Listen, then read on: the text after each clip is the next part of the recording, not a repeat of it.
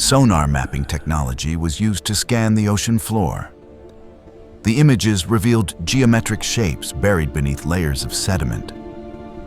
These were not jagged or chaotic formations. They appeared deliberate, structured.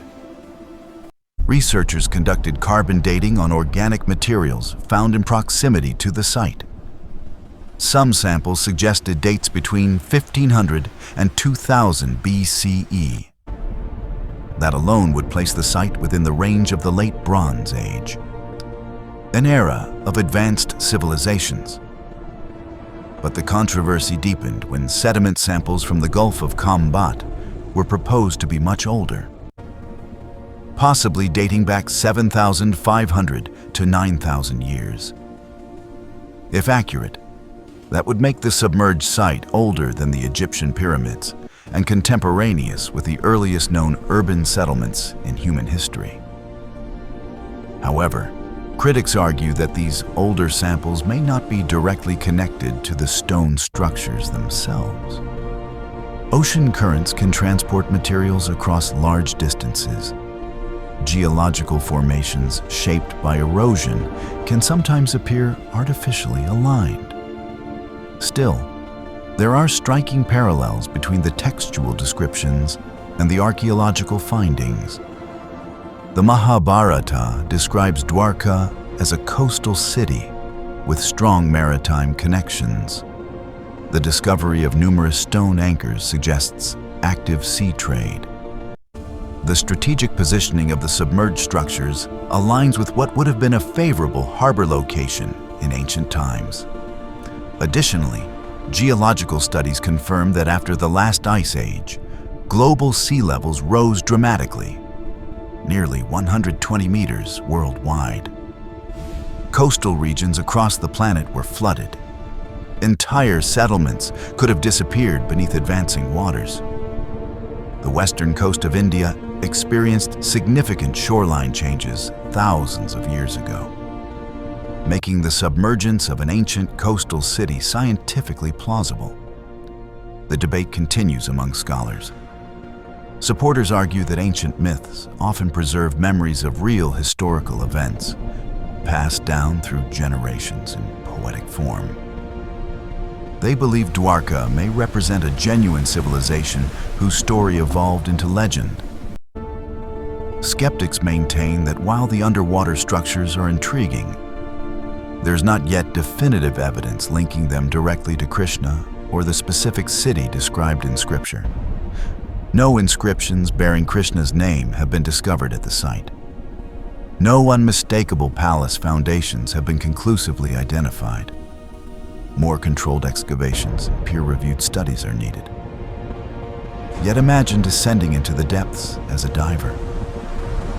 The sunlight fades as you move deeper into the blue. Suddenly, shapes begin to emerge from the haze. Straight edges, aligned blocks, stones placed side by side in patterns too orderly to ignore. You brush away sediment, revealing smooth surfaces shaped by human hands. Nearby, a massive triangular anchor rests on the seabed, silent testimony to ancient sailors who once navigated these waters. In that moment, history feels tangible. The line between myth and memory blurs. Perhaps the most compelling aspect of Dwarka is not whether it is fully proven, but that it forces us to reconsider how we view ancient texts. What if epic narratives are not merely symbolic stories, but encoded records of real places and events? Around the world, cities once thought mythical, like Troy, were eventually discovered through persistent excavation. Could Dwarka follow the same path? At the same time, we must remain grounded in scientific rigor. Extraordinary claims require extraordinary evidence. Archaeology demands patience, careful analysis, and transparency. The ocean does not easily surrender its secrets. Layers of sediment hide the past beneath centuries of movement and transformation.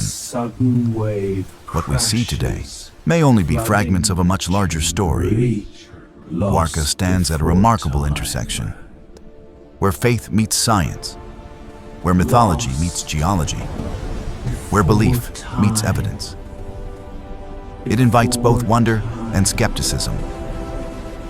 It challenges us to ask deeper questions about human history, memory, and the rise and fall of civilizations. Whether it is the literal city of Krishna or the remains of an advanced but forgotten coastal culture, the submerged ruins near Dwarka remind us of one undeniable truth. Civilizations can vanish, and the sea is a powerful archivist. So what do you believe? Is Dwarka proof that ancient legends preserve real historical memory? Or is it a beautiful myth that inspired generations? While the underwater structures represent something entirely different. The mystery remains unsolved, and perhaps that is what makes it so captivating. If you enjoy exploring places where history and legend collide, make sure you like this video and subscribe to Lost Before Time. Because the deeper we dive into the past, the more we realize the past is never truly buried.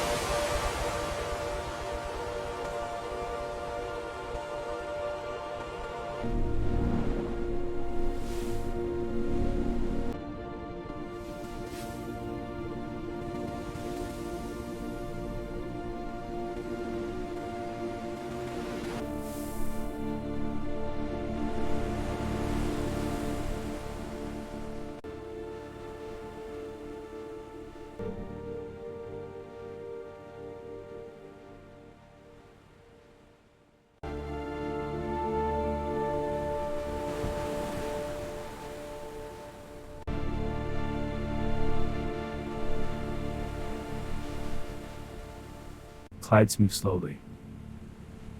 Silence.